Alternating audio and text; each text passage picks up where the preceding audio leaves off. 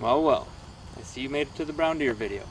First thing you need to know about this course is you either need to bring a disc retriever, a couple extra water discs, or your disc throwing skills. I tend to opt for the disc throwing skills.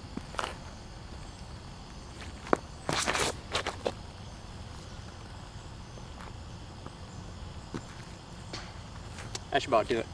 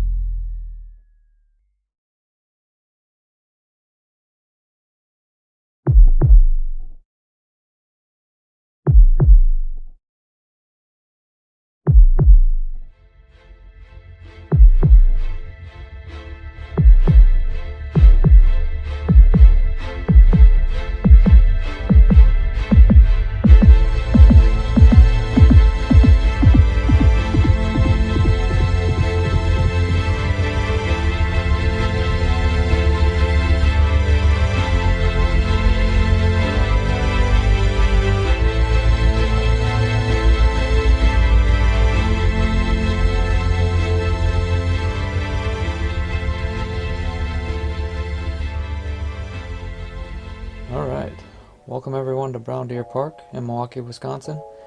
Really no need to talk during that information section because this is a long course.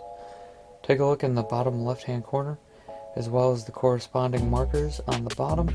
This will help you navigate the course if you've never been here before, and there are a few hidden sleeves around, so I'll try and pop up indicators to help you know where you're going. There's one on the right side.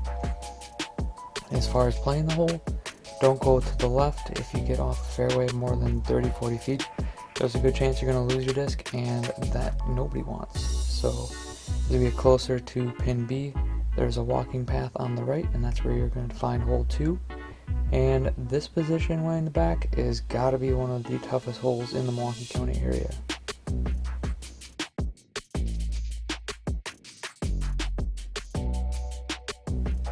Which gives us hole 2. You're going to see the drone fly down the right hand section. Better for drones than for discs. You're going to want to throw your disc down the left hand side just because the angle is cut off a little bit less. You can see the basket position A in frame now. Basket position B is that white post that you just saw come into frame. And then basket position C, you're not going to get there in one, so just throw it down 20 feet short of basket position B if you can, and then figure out a way to navigate down this path towards the basket. Once you get done putting out, you want to go out of the woods, take a left, walk past your car, past the road, and hole 3 is going to be down the path to your left.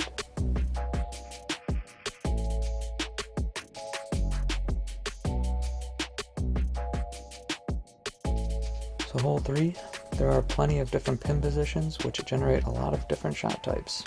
The one that you see in the video here, you're going to throw a flat backhand with a mid-range just straight up the middle. There is pin position up into the right hand side, which is better played as a forehand shot, and one that's tucked pretty far back, about 300 feet past the sign, which just throw a mid-range as hard as possible and hopefully it misses all the trees.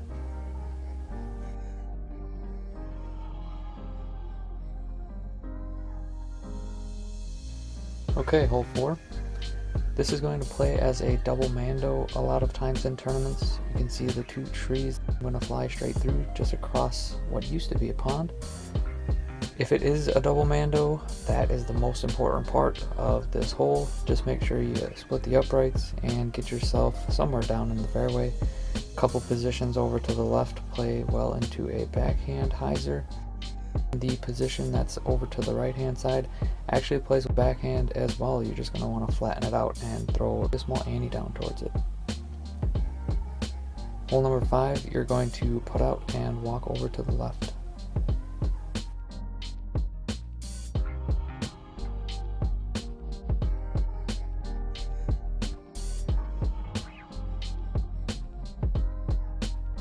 Alright, as for this hole, it sets up well for a just natural hyzer backhand. The hardest pin position to get to is pin A, and you'll see an indicator up on the screen. that is going to be a flex forehand if you have one. Otherwise, just throw the backhand to about 40 or 50 feet to give yourself a chance at a throw-in or a jump putt. The B and C positions, as you see here, flow a lot better with just the natural design of the hole. Hopefully you can secure yourself a birdie if you can miss all the trees.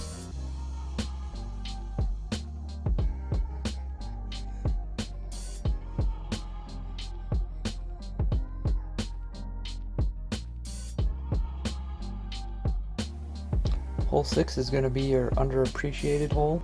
7 right after it with just a breathtaking view.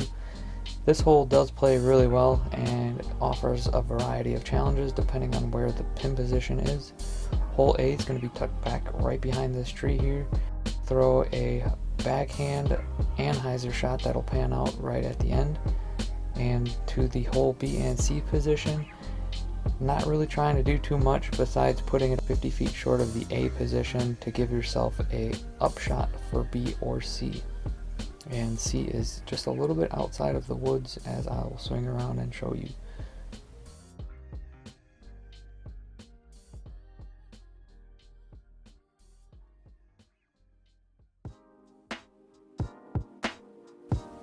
And here's the aforementioned picturesque hole. If you talk to anyone in the area that plays disc golf, they will know Brown Deer hole 7, and it's only going to look more beautiful once these trees grow in a little bit, making it a tough hole. It's a par 4 all the way around. The position A, as you can see in the video, is up on the left side hill. B and C being into the trees towards the right.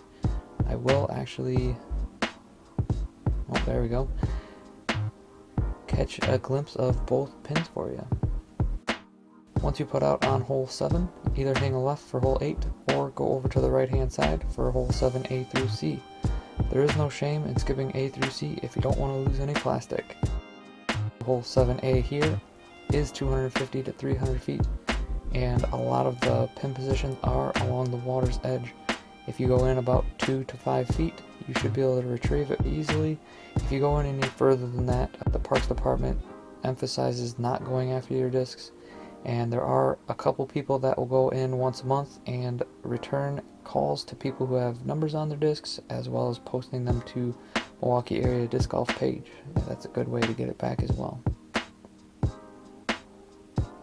Once you put out, hole 7B is just over to the left hand side.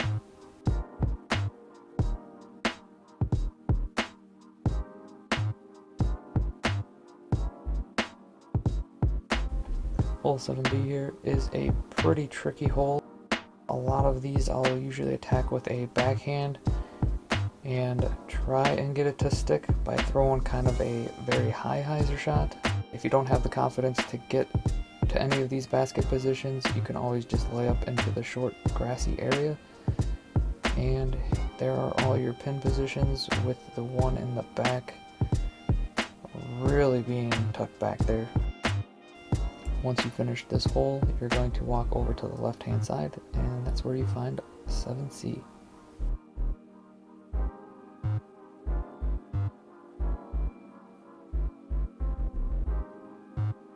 There's not much to say about 7C. Really no strategy besides miss all the trees, and good luck doing that. So, yep, just throw it as straight as possible, and you will find yourself picking up more than likely a 3, but if you get lucky, cashing in that birdie. Once you put out of hole 7C, I hope you took note of where original hole 7's basket was. You're just going to walk down the path, and hole 8's tee pad is right there.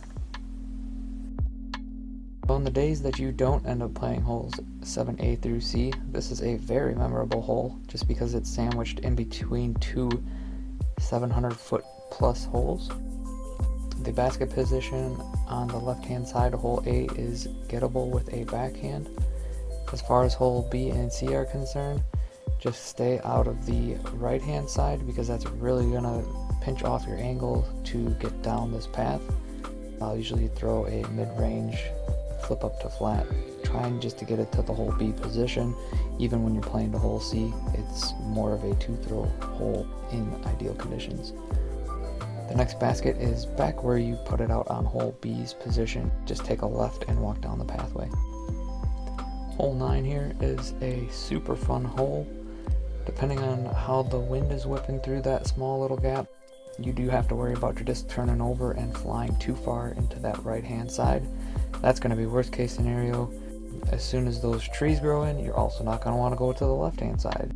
At least for now, as long as the grass isn't too long on the left, you're better off erring to the left hand side than the right. Then playing your second shot up into this opening. That is a pretty sweet elevated basket location. There is a little river behind it. Position B and C are also accessible for the birdie opportunity if you have an arm. Once you do put out, just go over to the right hand side. Be able to see hole 10's tee pad pretty easy.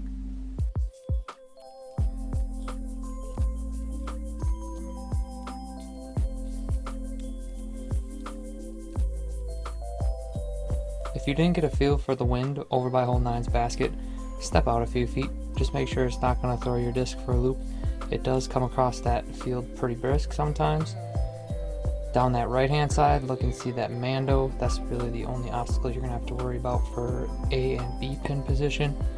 And for hole C, the second shot is more important than the first because you're going to need to be within 15 feet of the basket on entry, otherwise it's going to be hard to make even just a 20-foot putt through all the bushes.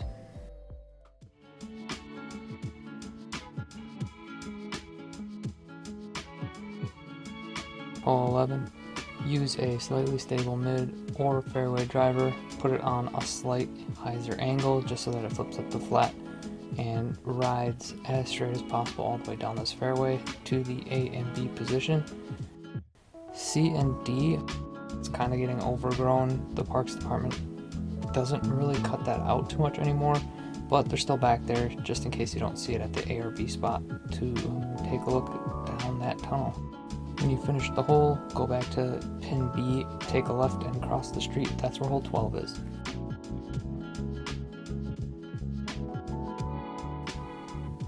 As the locals call it, if you haven't been deered by this point in the round, good luck getting out of this one unscathed. There is thick woods to the left and right. It's going to take a laser up the middle and a little bit of luck just to get to the A position. If the pin is in the B or C position, you're still really just aiming for that A pin position spot. You can see B being just behind it, another 40 feet or so, with the C position just around to the right side.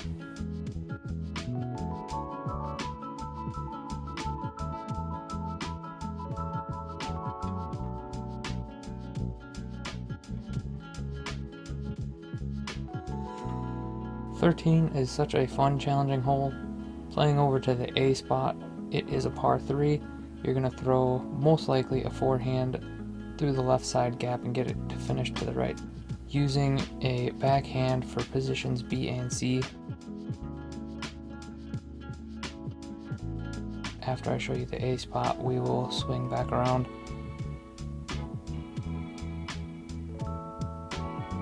Right about there is where you would land for your drive for B and C. Throwing a backhand anhyzer or forehand to the greens here.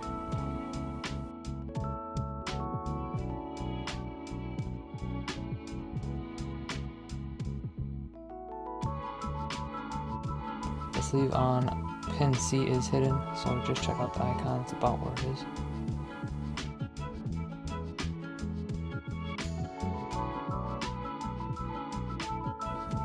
Hole 14 is a lot more difficult than it looks, although if you're playing on a card with 4 people, there's a good chance that someone is going to throw it and by some sort of voodoo magic get all the way to the basket, no problem. Hole A is over to the right side, you saw the marker.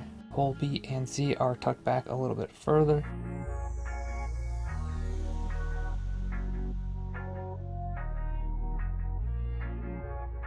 Once you put out, don't skip over to hole 16 by going to the left. You're actually going to walk outside of the woods over to the right hand side by the road, and that's where you're going to find hole 15.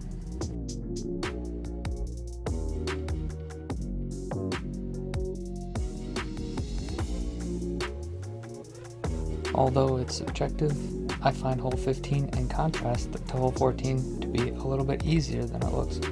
As long as you can get a mid-range on a slight hyzer down the first gap, you will be able to continue that line to get to the basket position A or B. Hole C is tucked back so far that you're really only aiming for A or B and then working your way down towards the basket. Once you put out, just go back and to the left to find hole 16.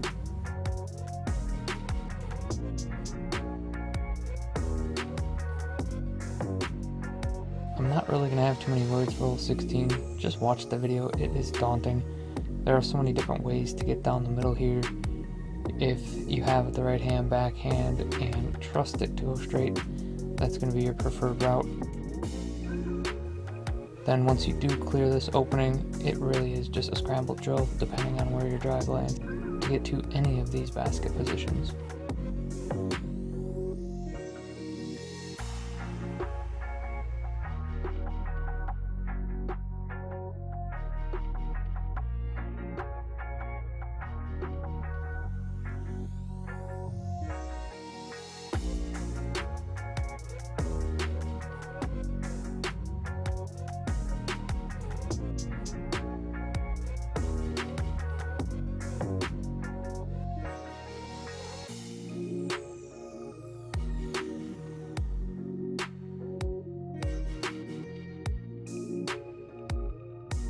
In lieu of starting brown deer, they have to give you an opportunity to get you a birdie, right?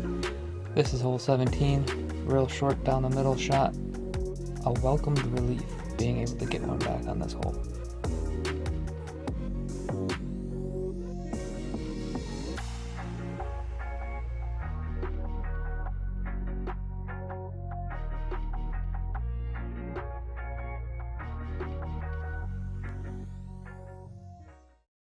Hole 18 has got to be what dreams are made of if you were in a tournament round and everything was neck and neck down to the last hole.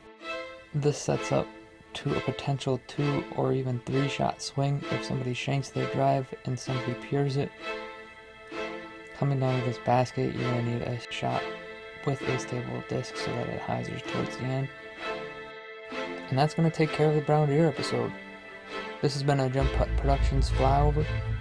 Be well. And remember to always throw them straight.